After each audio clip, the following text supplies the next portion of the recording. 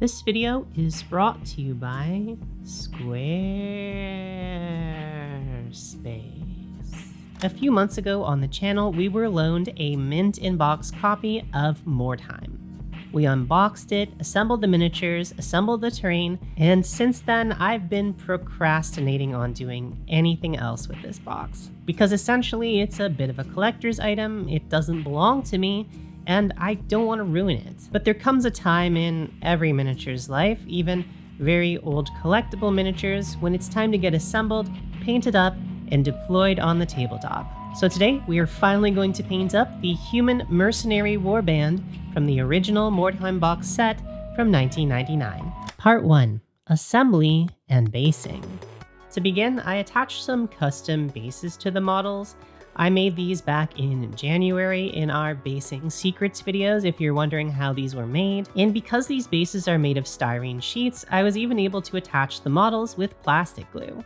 I'm planning for this to be a Reichlander's warband, and I even made a list for them back in my original Mordheim video, but also, just like I mentioned in that video, instead of building one of the 8 precious human mercenaries as our warband leader, I instead chose to build 2 champions, 2 young bloods, 2 bowmen, 2 crossbowmen, and to kit bash my own champion for this warband, as none of the figures inside really felt special enough to be the leader. As a base model for this kit bash, I'm using a period-appropriate model from 2001's D&D Chainmail Miniatures game, and if you're curious, she's actually quite a cheap and easy model to buy on the secondary market if you're looking for one of your very own. Just go on eBay and look for Human Paladin D&D Chainmail 2001. To start out this kit bash, I clipped off her base and most of her tactical rock, re-glued her to one of my square Mordheim bases using some of the pieces of her old base to create some rubble, and finally sprinkling on some sand to help everything flow together nicely. As part of this conversion, I also wanted to arm her with a brace of dueling pistols. This is a Reichland warband after all, they're very good at shooting. So I clipped off her shield arm, shaved down one of the pistol arms from the human mercenary kit, and then glued it on with super glue.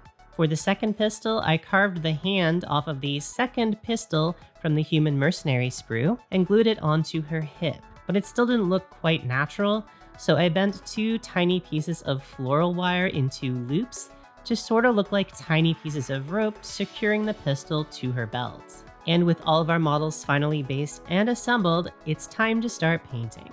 Part 2. Painting. Well, my first instinct was to paint these models in a sort of retro style as a sort of time capsule. I eventually came to the conclusion that going for a strictly retro style wouldn't be that fun for you to watch and wouldn't be that fun for me to paint either. But that doesn't mean I want to paint them in a totally modern style, as a big part of this project is capturing that 1999 retro nostalgia of the original boxed game. So I decided on a compromise. Instead of painting these models to look like the box art photography from the back of the box or White Dwarf magazines at the time, I am instead going to paint these to match Jeff Taylor's fantastic Mordheim painting from the front of the box. So to start out, to mimic the warm undertones of the source material, I first gave the models a prime in Vallejo's German red-brown surface primer. From here, I built up a warm gradient, starting by spraying Pro-Acryl Warm Yellow from above and just to the left of the models to mimic the lighting of the original painting. I then gave all the models a spray of titanium white from that same lighting direction to just level up the contrast slightly. And finally, to complete our off-center gradient, I gave all the models a spray from below with a warm red speed paint to replicate the look of a ruined city on fire. And from here, I took the models back to my painting desk and started blocking in the details. But do you know where else I like to block in details? That's right, it's on my website, thanks to this video's sponsor, Squarespace. Squarespace is the all-in-one website and hosting platform that I've been using for just a little bit over a decade now for all of my website needs. And it's extremely easy to use. Just pick from one of their fabulously designed pre-made templates, or build your own template from scratch and then customize things to your heart's content using their extremely intuitive drag and drop fluid engine. No coding or technical knowledge required. I've been using my current website to host a gallery of my painted miniatures, all of my painting reference documents, as well as an online store, which has been super easy to set up, maintain, accepts a ton of different payment options, and you can sell pretty much anything you want, from memberships to physical items to digital items. So if you need a website, why not check out squarespace.com today for a free trial? And then when you're ready to launch, go to squarespace.com/Dana Howl for 10% off your very first purchase of a website or domain. And now back to our video. While our model's gradients do look nice, I think the one thing we're really missing after this airbrush step is those really deep, dark shadows that we see in the crevices of Jeff Taylor's key artwork. And while I considered many different options for blocking in these shadows, I eventually settled on this option, Black Legion Contrast Paint. Of course, any sort of really dark speed paint or contrast paint would work for this purpose, maybe even an ink or a thinned down gloss black primer, but I have to admit I am quite partial to Black Legion contrast paint when it comes to panel lining, as its coverage and darkness is quite incredible for such a thin paint, which are the two qualities I'm really looking for when underpainting areas of armor and panel lining these areas of deep dark shadows. So as you can see with this color, I'm painting any areas that we will cover with metallics later, any leather straps that we want to be either black or dark brown later, as well as panel lining any of the areas between two colors where we want that crisp black shadow, and painting in any details like the eyes and the mouth at this point too. Of course, we can always go back in later and add more shadows with this color, but at this point, I really like to do as much of this as possible, especially for these models where I really want to get that contrasty look that we see in a lot of retro models and in the key arts. As I'm doing this, I'm thinking of this almost like the inking step of a comic book page, making sure we have enough contrast between the areas, breaking up any wide areas of light color with a deep black strap or crevice or two.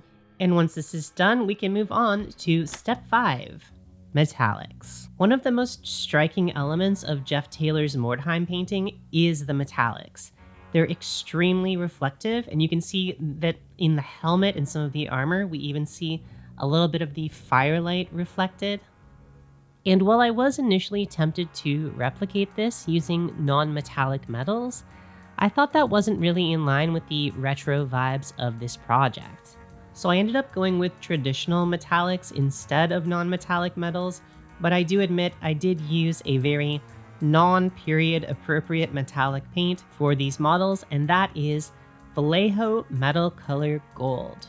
And I know you might be thinking, why gold and not silver? To which I would say, just look at the results on the miniature, as I think it just looks much closer to the source material than a pure silver. As even though in-world these metal components might be made of steel, I think in this case a slightly more yellowish brassy tone just helps it look like it's reflecting the warm light of a city on fire, just like in the key art.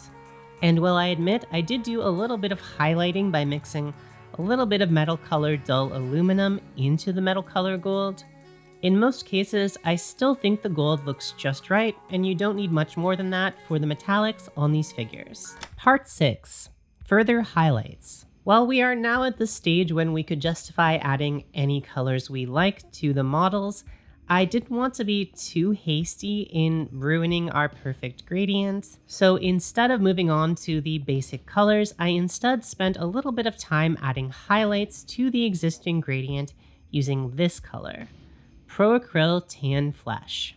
While perhaps intended to be used for skin tones, this color actually makes a perfect highlight color for our warm red gradient, as it's just a slight shade brighter than our existing highest highlights. I spent a little bit of time on each model adding highlights with this color, including even the bricks on the ground, giving it highlights from the back back into the left light source, while I thought about what other colors we might want to paint on the clothing. Part 7. Painting the clothing. When it had finally gotten to the point when I couldn't avoid it any longer, I finally sat down and figured out which paint colors I wanted to use on the clothing. And here were the ones I eventually settled on. Pro-Acryl Mahogany, Burnt Orange, Golden Brown, and Bold Pyrrole Red, as well as The Darkness from the Army Painter's Fanatic range. As these figures are just a gang of mercenaries and don't have a set uniform, I changed up exactly where these colors were used on each model, painting a cloak in one color and then painting the shoes on another model, that sort of thing. Although there were a few trends that I did try to follow between each model. The mahogany was mostly used to paint anything I thought would be made of leather, either as a base coat over an entire area for a lighter brown leather, or as a highlight over our existing Black Legion undercoat for a darker brown leather. In a few places, I also highlighted our black undertone with Army Painter's The Darkness to create a more black leather look, while for the Bold Pyrrole Red, I tried to use this color extremely sparingly, just having 1 or 2 pops of it on each model so it wouldn't be too overpowering.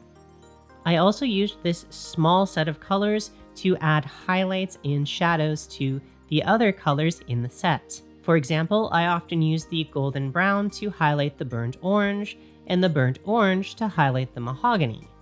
I also, in a few other cases, brought in another color, Pro-Acryl Ivory, like on the Golden Brown, where I wanted more of a white cloth or rope look. And for the bases, I wanted to replicate both the box art as well as some of the original photography of what Mordheim looked like in those early White Dwarf magazines, which is not gray cobblestones as you might be used to seeing in a lot of modern depictions of Mordheim, but actually a more stale, yellowish brown stone look.